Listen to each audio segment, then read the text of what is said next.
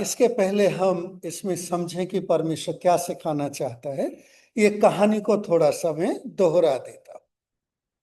तो यहाँ ओबद्याह है, राजा अहाब है, उसकी पत्नी जेजाबेल है और एलिया है।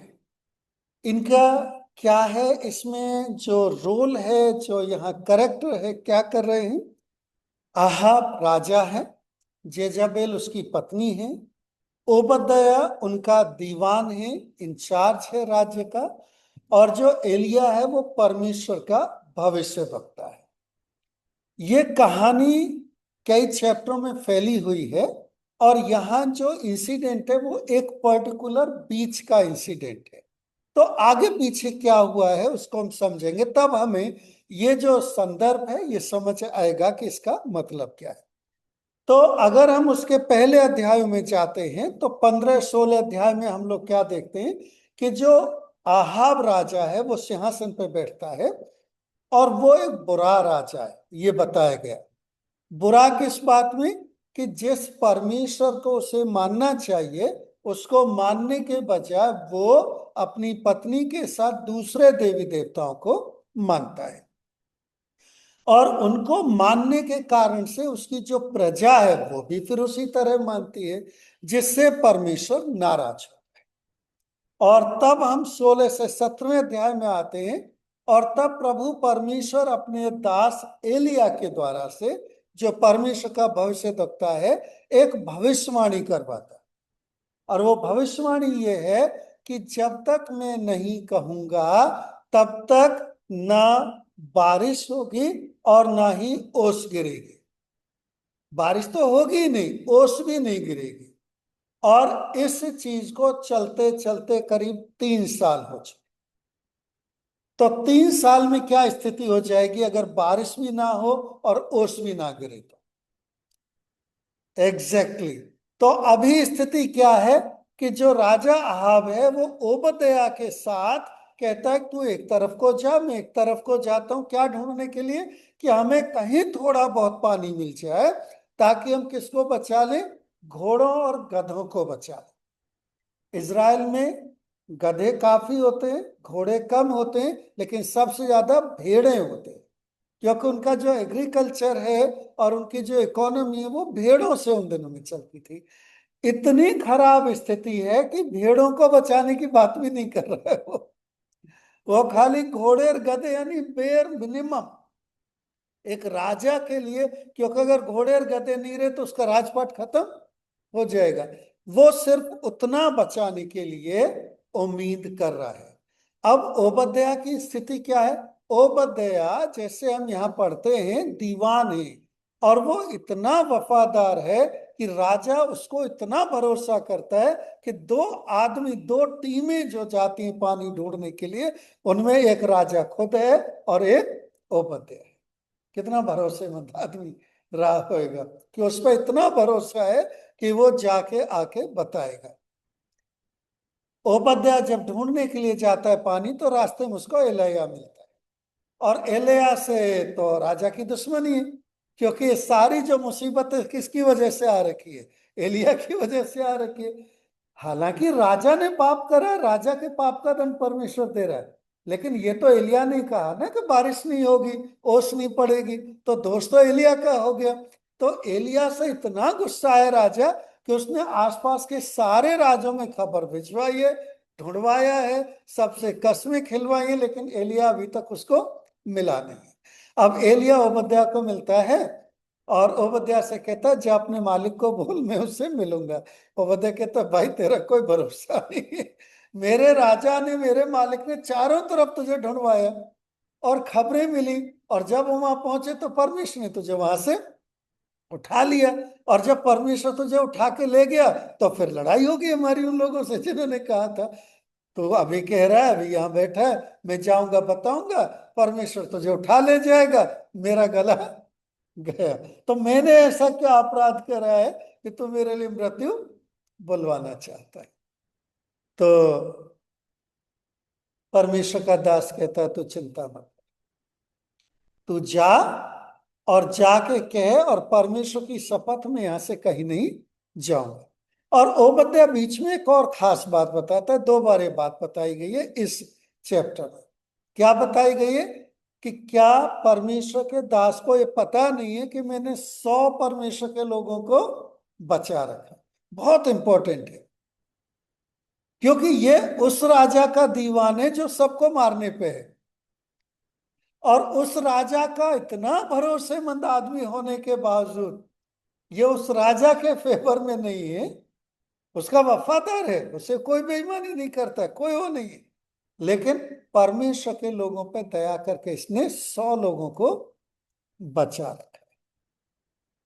अब इसके बाद क्या होगा, जो अगला चैप्टर आएगा 18 में और फिर 19 तक जाएगा, कि परमेश्वर का जो दास है वो चैलेंज करेगा कि भाई जो दूसरे देवी देवता हैं उनके जो याचक है और मैं, हम जाके चैलेंज करते हैं और एक वेदी बनाएंगे, और जिनका परमेश्वर वहां चमत्कार करे वो सच्चा, और जिनका ना करे वो झूठा।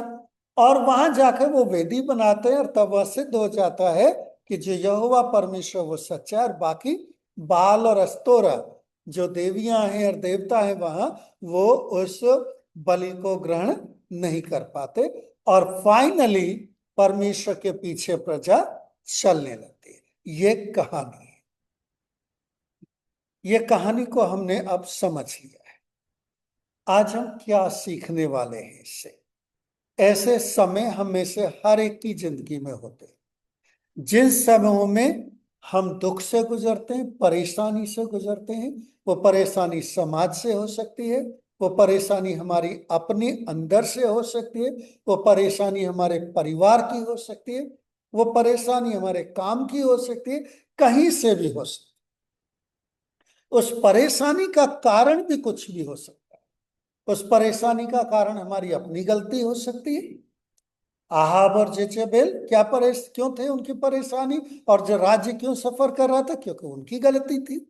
वो परेशानी हमारी इसलिए भी हो सकती है क्योंकि हम उस जगह में रहते हैं जहां परेशानी है ना। ओबद्या एलिय्याह कहाँ रहते थे, हम डिटेल में थोड़ा बाद में देखेंगे उनको क्या परेशानी आई। परेशानी इसलिए भी हो सकती है कि हम उन लोगों के बीच में रहते हैं जिनको परमेश्वर ने सताया हुआ है। परेशानी इसलिए भी हो सकती है क्योंकि परमेश्वर कोई चमत्कार करके हमें अपने आप को दिखाना चाहता है और समझाना चाहता है। तो जब हम ये पढ़ते जाएंगे, समझते जाएंगे, तो इसमें हम इन बातों के उत्तर ढूंढते जाएंगे।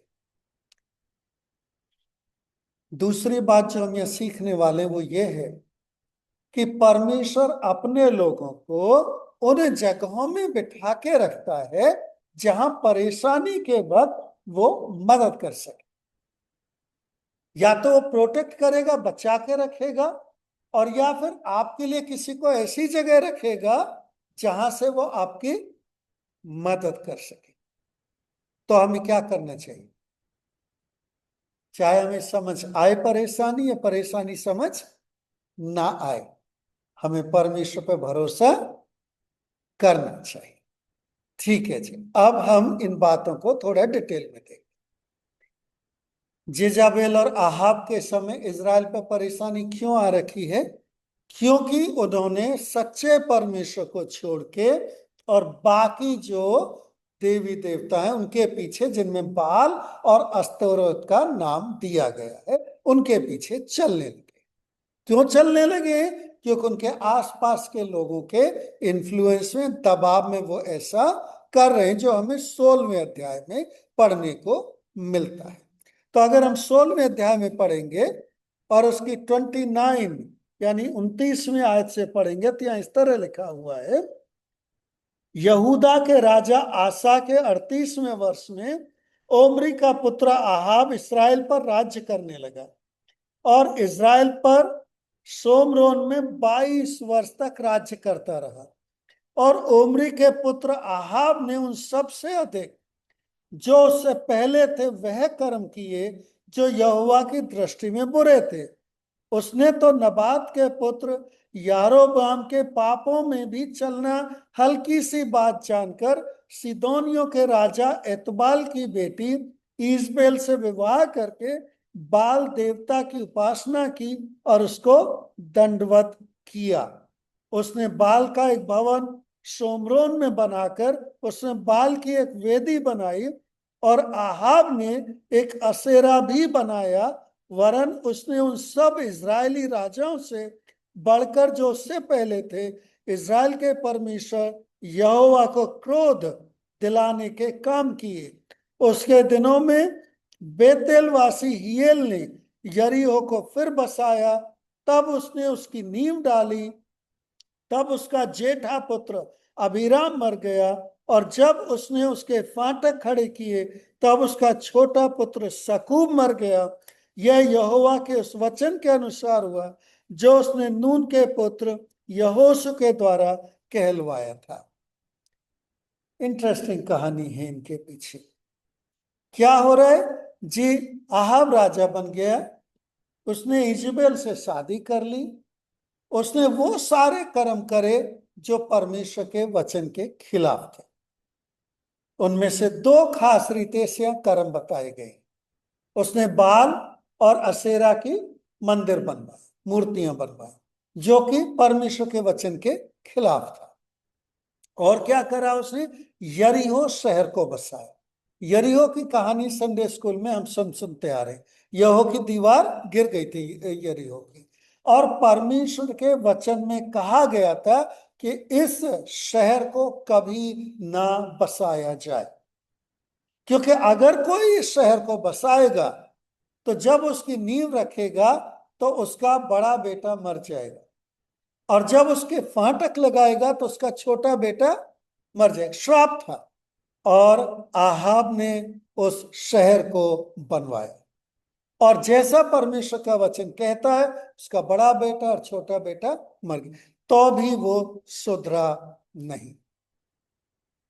और क्योंकि राजा वैसा था तो प्रजा भी साथ साथ चल दी। जैसा राजा वैसे प्रजा, और जब प्रजा भी उसके साथ साथ चल दी, उसके पापों में शामिल हो गई। तो 17वें अध्याय में और उसके जो पहली आयत है उसमें हम देख सकते हैं, तिस्बी एलिया जो गिलाद के परदेशियों में से था, उसने आहाब से कहा, इस्राएल का परमेश्वर यहोवा जिसके सन्मुख में उपस्थित रहता हूं, उसके जीवन की शपथ, इन वर्षों में मेरे बिना कहे ना तो मेघ बरसेगा और ना ओस पड़ेगी। अब ये दंड हो गया। अब ये दंड किस किस को भुगतना है? सिर्फ राजा और उसकी रानी को नहीं, हर कोई जो उसके राज में रहता है। अब सारी प्रजा तो पापी नहीं थी, लेकिन सारी प्रजा को भी ये दंड भुगतना पड़ेगा। और ना सिर्फ सारी प्रजा को ये दंड भुगतना पड़ेगा, बल्कि परमेश्वर के लोगों को भी ये दंड भुगतना पड़ेगा। दूसरी आयत में अगर 17वें अध्याय में हम पढ़े, तब यहोवा का यह वचन उसके पास पहुंचा, और ये एलिया है जिसने अभी अभी भविष्यवाणी करी है, यहां से चलकर पूर्व की ओर जा और करीत नामक नाले में जो यर्दन के पूर्व में छिप जा, उसी नाले का तू पानी पिया करना, और मैंने कौवों को आज्ञा दी है कि वे तुझे वहां खिलाएं। किसने कहा है बारिश नहीं होगी, ओस नहीं पड़ेगी? एलिया ने। यानी एलिया में तो बहुत ताकत है, एलिया को तो सब कुछ मिल जाना चाहिए, लेकिन परमेश्वर क्या कहता है? ना भाई, तुझे भी भूखा रहना पड़ेगा, तुझे भी पानी के लिए तरसना होगा, और तुझे छिपना भी पड़ेगा। कहा? एक नाला है, उस नाले में छिप जा। ठीक है, उस नाले में कौए तेरे लिए खाना लाए। अब कौए जो खाना छीनने के लिए जाने जाते, खाना लाने के लिए नहीं जाने जाते। नाला है, हाँ, पानी का इंतजाम हम समझ, नाला गंदा नाला नहीं, उन दिनों में नाला क्या, जो पहाड़ों में से पानी झरना निकलता था, तो आखिरी तक वहां पानी मिल सकता है, ये बात सही है। और फिर हम कहानी में क्या जानते कि एक दिन आया वो नाला भी सूख गया। जब वो नाला सूख गया तो परमेश्वर ने कहा, अब तो एक विधवा के पास जा जो जो सारपत नगर में है, और वहां मैंने तेरा इंतजाम करा है। ठीक है जी, परमेश्वर ने इंतजाम करा, चला गया। तो जो विधवा थी लकड़ी बीन के अपने घर को वापस लौट रही थी, तो एलिया ने कहा, भाई, जैसे बातचीत हो रही थी कि थोड़ा पानी है तेरे पास?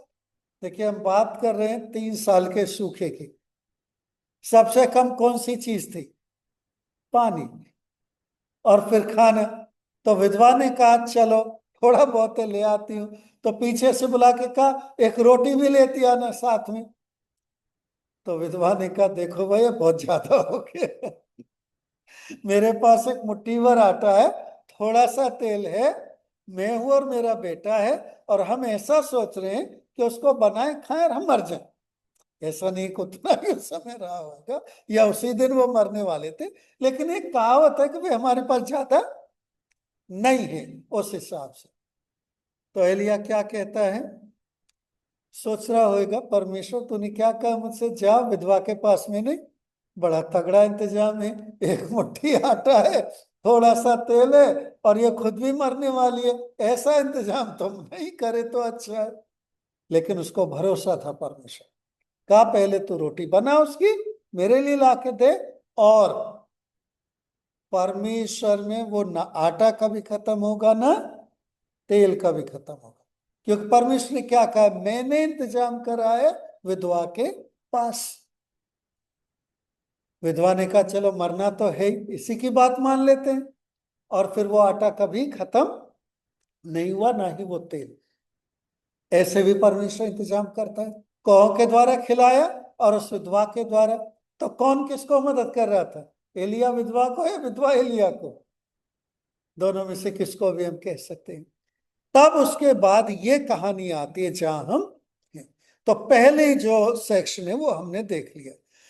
परमेश्वर के जो लोग हैं उनको परमेश्वर कहां कहां रखता है इस कहानी में, और क्या करता है उनके साथ। सबसे पहले एलिया, जिसको परमेश्वर ने चुना के परमेश्वर के दंड की आज्ञा दे, लेकिन उसको खुद भी उस स्थिति से गुजरना पड़ा। लेकिन परमेश्वर ने उसको बचाया, चाहे छुपा के बचाया, चाहे सोमरोन की विधवा के द्वारा खाना दिला के बचाया, और चाहे जैसे कि ओबद्या बाद में कहेगा कि परमेश्वर में जब भी तुझे हम ढूंढते थे, परमेश्वर तुझे वहां से उठा के गायब कर देता था।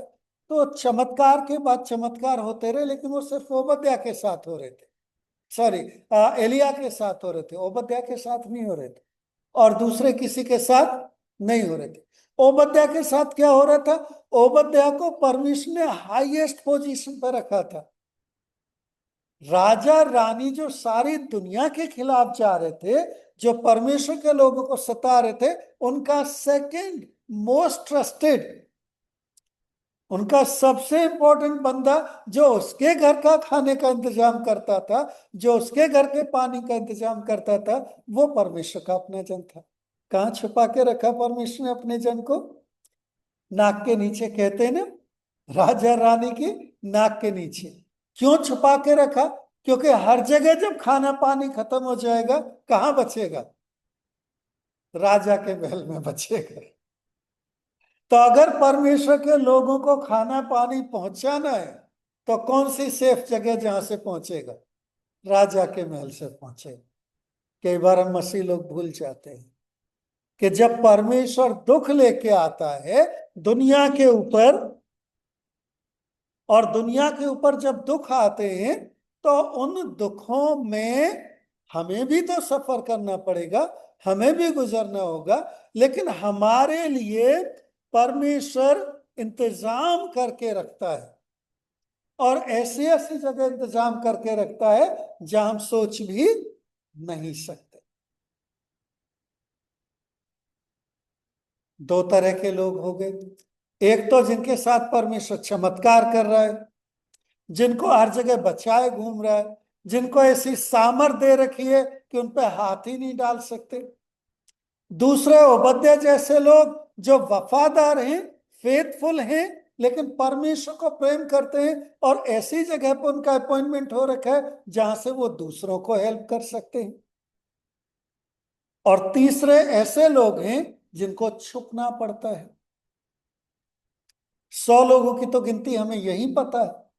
100 लोगों को तो ओबद्या ने छुपा रखा था, और ऐसे बहुत से दूसरे लोग होंगे जो अलग अलग जगह छुपे हुए होंगे। ऐसे कहते हैं, जो पेड़ मुड़ना नहीं जानते, वो तूफान में टूट जाते हैं। मुड़ना बुरी बात नहीं है, कभी कभी छुपने की भी जरूरत होती है। पौलुस भी एक बार खिड़की से लटकाया गया था, छुप के निकल गया था। होती है जगह, कई बार ऐसी स्थिति आती है, लेकिन इस सब का इंतजाम परमेश्वर करता है अपने लोगों के लिए। जब परमेश्वर सूखा लेके आया तो परमेश्वर को अपने लोगों का ध्यान था। पाप की सजा तो परमेश्वर देगा ही देगा दुनिया को, लेकिन उस सजा के बीच में जब परमेश्वर के लोग भी दुख उठाएंगे तो उनके लिए वो इंतजाम भी करेगा। चाहे वो एलिया की तरह आपको इतनी ताकत दे कि कोई आपको खाना खिलाए, या किसी विधवा के यहाँ खाना मिले जिसका ऐसी सोच जहां खत्म ही ना हो कभी भी, या फिर ऐसे लोग जो आपको छुपा रखें, आपको बचा रखें, या ऐसे लोग जो हाईएस्ट पोजीशन में हो और फिर भी परमेश्वर के वफादार, कहीं भी परमेश्वर रख सकता है। क्यों? क्योंकि परमेश्वर ही इस दुनिया को चलाता है और परमेश्वर इस दुनिया का मालिक है। क्या सीखते हैं हम इसमें? परमेश्वर का उद्देश्य क्या था इस सारी बात? जब पाप बढ़ता है, जब परमेश्वर को छोड़कर लोग उससे दूर भागते हैं, तो ये परमेश्वर का न्याय है कि वो दुख दे, सताव लाए, या फिर वो दंड दे। आदम और हवा को क्या बोला था परमेश्वर ने? अगर तूने इस फल को खाया तो तू निश्चित ही मरेगा। हम कई बार भूल जाते, कई बार भूल जाते। पाप का दंड मिलता है, लेकिन उस पाप के दंड में एक खुशी की खबर, वो क्या है? जब हम माफी मांगते हैं, जब हम प्रभु यीशु मसीह के पास आते हैं और उसमें विश्वास करके कहते हैं मुझसे पाप हो गया, मुझे माफ कर दे, तब प्रभु यीशु मसीह के बलिदान स्वरूप, क्योंकि प्रभु यीशु मसीह ने मेरे और आपके पाप लेके क्रूस के ऊपर बलि दी, तब हम माफ हो जाते। और क्या सीखते हैं हम यहां? चाहे दुनिया कितनी भी ताकतवर हो, बाल के जो याचक थे कितने थे? 400 से ज्यादा थे, और एलिया अकेला था। माउंट कार्मेल पहाड़ के ऊपर चैलेंज हो रहा है, 400 लोगों के खिलाफ एक जन खड़ा है, और जो बाकी पब्लिक है वो म्यूट बन के खड़ी है। अगर आप उस कहानी को आगे 18वें अध्याय में पढ़ेंगे तो आप देखेंगे कोई कुछ जवाब ही नहीं दे रहा, कोई कुछ बोल ही नहीं रहा है, सब शांत खड़े हैं। कभी कभी ऐसा होता है, आप उम्मीद करते हैं कोई आपके पक्ष में बोले, आप उम्मीद करते हैं कोई आपके साथ खड़ा हो, लेकिन सब चुप खड़े होते हैं। पूरी भीड़ है चारों तरफ, लेकिन कोई आपके साथ खड़ा नहीं, कोई नहीं बोलता। ऐसा होता है। वहां चैलेंज हो रहा है। क्या चैलेंज है? जो भी सच्चा परमेश्वर होगा वो उत्तर देगा। और उस चैलेंज का रिजल्ट क्या निकलता है फिर? जो सच्चा परमेश्वर यहोवा है वो वहां उत्तर देता है, जिसे हम यीशु मसीह के रूप में जानते हैं। और वो उत्तर देता है आग के द्वारा से, जो बलिदान है उसको ग्रहण करता है। तब वहां जो भीड़ खड़ी है वो क्या करती है? तब उत्तर देती है। देखिए, भीड़ सफलता के पीछे चलती है, असफलता के पीछे नहीं चलती। जो दिखता है वो बिकता है, कहावत है।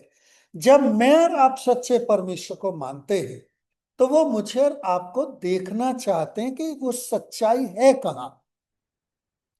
और जब वो सच्चाई, वो सफलता दिखेगी तो लोग जो भीड़ में चुपचाप खड़े थे, जो आपको दुखी होता देख रहे थे, वो आपके साथ चल देंगे। लेकिन कब चल देंगे? जब परमेश्वर का काम आपके अंदर, आपके जीवन में दिखाई देना शुरू हो जाए। जब तक वो काम नहीं दिखेगा, जब तक वो सफलता नहीं दिखेगी, जब तक परमेश्वर आपके जीवन में काम नहीं करेगा, तब तक भीड़ आपके साथ नहीं चलेगी। तीसरी बात जो हम सीखते हैं कि परमेश्वर अपने लोगों को चाहे ताकत दे के संभाल के रखे, जैसे एलिया को दी, पानी नहीं बरसेगा तो नहीं बरसेगा, चाहे उसको आत्मा की वो ताकत दी जिससे जब भी कोई उसे ढूंढने जाता तो वो वहां से गायब हो जाता, चाहे उसे वो करेज दिया कि वो 400 लोगों के खिलाफ खड़े होके कह सके यहां आज फैसला हो जाए। लेकिन हम में से हर कोई एलिया नहीं, हमें वो ताकत नहीं है शायद कि हम 400 लोगों के खिलाफ खड़े होके बोल सके। हमें शायद परमेश्वर ने वो चीज नहीं दी है कि हम कह सके पानी नहीं गिरेगा, शायद हमें वो ताकत नहीं दे, वो चीज नहीं दे। इसका मतलब ये नहीं कि हम परमेश्वर के लोग नहीं। शायद आप, हो सकता है, उन भविष्यवक्ताओं की तरह जिनको छुपना पड़ा, उन लोगों की तरह जो 3-4 साल छुपे रहे चुपचाप। कब तक छुपे रहे? जब तक कि फैसला नहीं हो गया कि सच्चा परमेश्वर। फिर वो लोग, शायद आप उस भीड़ में हैं जो भीड़ इंतजार कर रही है इस बात का कि परमेश्वर कब अपनी जय दिखाए, और तब मैं भीड़ में से बाहर निकल के परमेश्वर के पीछे चलूंगा। शायद शायद आप ओबद्याह की जगह हो, ओबद्याह जैसे हो, जो किसी पोजीशन में है, जिनको परमेश्वर ने किसी जगह रखा है, जो परमेश्वर के लोगों को मदद कर सकते हैं। कहीं भी हो सकता, ये कोई दूसरा आपको नहीं बता सकता, ये आप जानते हो अपने अंदर। ओबद्याह को किसी ने नहीं कहा था कि तू जाके इन लोगों को छुपा ले, उसके अपनी समझ में आया, वो अपनी पोजीशन का ध्यान रखा और उसने कहा मैं कर सकता हूं, उसने करा। आप कहीं भी हो सकते, परमेश्वर की किसी भी स्थिति में हो सकते, उस स्थिति में परमेश्वर ने आपको रखा है। क्यों रखा है? ताकि अपने नाम की महिमा करा सके। आप जिंदगी में आज किस स्थिति में हैं, क्या फेस कर रहे हैं आज आप? याद रखिए, ये चीजें डरावनी हो सकती, ये चीजें मुझे और आपको दुख देने वाली हो सकती, लेकिन परमेश्वर के पास उनका उत्तर है, क्योंकि परमेश्वर ने वो प्लान बनाया है। परमेश्वर की योजना में है आप, चाहे आप किसी पोजीशन में, चाहे कहीं छुपे हुए हैं, और चाहे सामर्थ्य के साथ पब्लिक में है, कहीं भी है, परमेश्वर की योजना है। करना क्या है मुझे? तब हमें, मुझे और आपको परमेश्वर की तरफ मुड़ना है और उसमें भरोसा रखना है। रोमियो की पत्री, उसका 8वां अध्याय और उसकी 26 से 28 आयत इस तरह कहती है। मैं आपके लिए उसको पढ़ देता हूं। यहां इस प्रकार लिखा हुआ है, इसी रीति से आत्मा भी हमारी दुर्बलता में सहायता करता है, क्योंकि हम नहीं जानते कि प्रार्थना किस रीति से करना चाहिए, परंतु आत्मा आप ही ऐसी आहे भर भर कर जो बयान से बाहर है हमारे लिए विनती करता है।